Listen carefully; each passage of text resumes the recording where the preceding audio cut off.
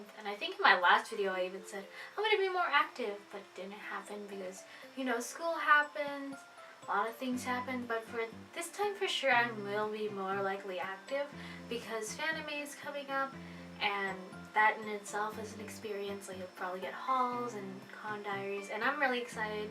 It's been a while since I've sat down and recorded something, and this video was actually a month in the making because I was supposed to film this a month before, or I filmed it a month before. I just never got into actually talking about it and also actually putting it and editing it together. So here is the video, and I really wanted to share this because I feel like it's really helpful, at least for the anime community and figure collecting community, to know, because you need to display your figures. And if you clicked on this video, hi, okay. So this is a figure shelf building tutorial, not exactly a DIY, it's more of a walkthrough of it because I hadn't had the chance to actually like film everything that I did, just because I actually was building it, so I couldn't take my camera out when I needed to film like me nailing it, or I always simply forgot because I was like in the zone of making it. So if you're interested in making that, then continue to please watch this video. So first we're going to move on to the general info into making these shelves. You can totally buy these I'm making the staircase shelves that figures can sit on, and those shelves you can purchase on Amazon for around $15. And if you're planning to just do that one, I suggest going to the buy route and then instead of the building route, because if you only need one shelf, that is fine, but if you need multiple shelves, I think this is a more cost-effective way of doing those shelves, because I needed 5 of these plastic shelves that were on Amazon, so that's around $80, and I made my long shelf that was pretty customizable for around $30, so even more than half of the price I saved by making my own shelf. This is a 2-person job, mainly because you need people to hold it when you're nailing stuff down and cutting the wood. So grab a friend, and it is a project that doesn't require like extreme or advanced carpentry skill. I never built a shelf before. My cousin has never built a shelf before, but even though he does have a degree in civil engineering, he told me this is nothing to do with my major, so it's not difficult. You just need to be safe when you're doing this and have the right tools. Time frame of this project is around 1.5 days, for at least for us to complete it, because we didn't use power tools, we used hammer instead of a drill, and we used a handsaw versus an electric saw, and that is one of the main reasons I think it took so long for us to do, because we weren't that experienced, and then we had to manually cut everything and nail everything ourselves. But if you have power tools, I'm guessing this is going to take around just about almost a day or even half a day to actually make this. So with that general info laid out, we'll start with the first step, which is measuring your shelf and how much you want to make the shelf actually. So I first measured the length, the width, and the height from the shelf to the ceiling for the figure shelf, because I didn't want the actual shelf or stand to reach the top, because I would want to put figures up there. And make sure that to decrease a little of your measurements if you don't want it to be flushed in the sides and completely flushed in the front. Also at this step, decide how many like staircases that you want for your shelf. So I wanted 4, and that's gonna dictate how much wood you're gonna get. So when you actually go to Home Depot or your other hardware store to actually buy the. And one important tip also is to measure the size of the figures that you're going to be placing, or at least the figure stand. So I wanted to put Nendoroids up here because I have a lot of Nendoroids that I needed to unbox, and so I measured what the stand would be on the piece of wood, so that the stand itself doesn't come off of the wood, so that it falls down. But also take into account when you do like figures like Nendoroids that there is a plastic stand onto itself that carries the character, and if you move that stand, it might hinder and push the figure off because of the wall in the back of the wood. So then you'll be going to Home Depot to buy your wood and all the other supplies you need. It's very intimidating to go into Home Depot because it is such a big store that is very intimidating to go inside because you don't know what you're doing. But we actually found the wood where the wood signs were, but we were kind of scared because a lot of the big pieces of wood are out in display, but the smaller pieces of wood that people use for different just fixture-up projects are usually in the bottom of the large wood pieces that are chained up, so people could buy them.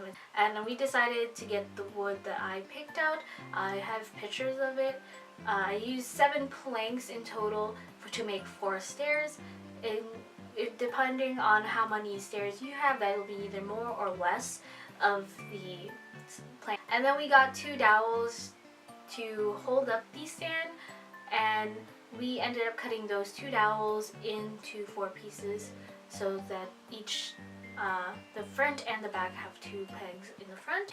We ended up buying wood glue and pins to assemble the shelf in the video. And then when we checked out, the thing actually ended up being like $32.30, so I was happy. So after driving home, me and my cousin prepped everything, so we sawed all the pieces down to the size that I wanted. This is where I said this is probably going to be faster if you had electric materials, and main reason why was because we had to use a lot of like elbow grease to cut a lot of wood. Okay, I'm gonna be serious. I didn't use any. I just held hold the wood because my cousin will get mad. So when we were assembling, we actually decided to first do it with wood glue because we thought it would work, but eventually it didn't work, and it was probably unsafe to do that when in the long run, because if you're going to put weight on it, it's probably not going to hold as much. So what we had done was actually wood glue all the pieces of the side together and then let that dry, but then we reinforced it with nails. And with this reinforcement, we actually did 2 pieces at a time, so we would complete 1 piece with the glue, then nail it together to reinforce, and then move on to another 2 pieces, and then the other 2 pieces, until we had 3 pieces, and then we just connected those pieces together with nails in the right, the middle, and the left. It probably doesn't make any sense, but how I'm saying it, but I will try to do like a reenactment in when I'm explaining it right now. Hopefully you're seeing on the screen. And then after that, we actually cut the dowels down to the height we wanted, because originally we were like, do we really need dowels? And then I put it on my shelf and I was like, yeah, we do need dowels. So we cut them on to the size. The back dowels that will be facing the wall would actually be the longest or the tallest, as opposed to the one that's facing the front, which will be much shorter. And so we cut those dowels down and then started nailing every dowel to the edge of the whole shelf together. And this is when we realized that we probably should have nailed the dowels down before we nailed everything together, just because we were kind of scared that it was gonna crack open, because there's a few times where we were like, oh, I don't know if it's gonna hold, because of how much force we had to do to actually nail everything down.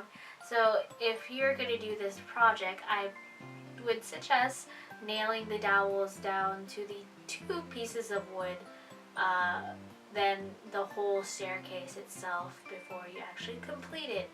And so after that was finished and everything was nailed down, we actually spray painted the whole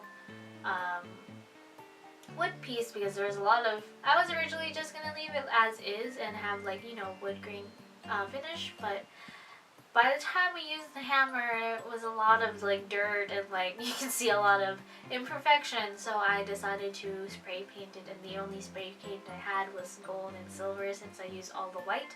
And I decided, okay, we'll do the gold spray paint.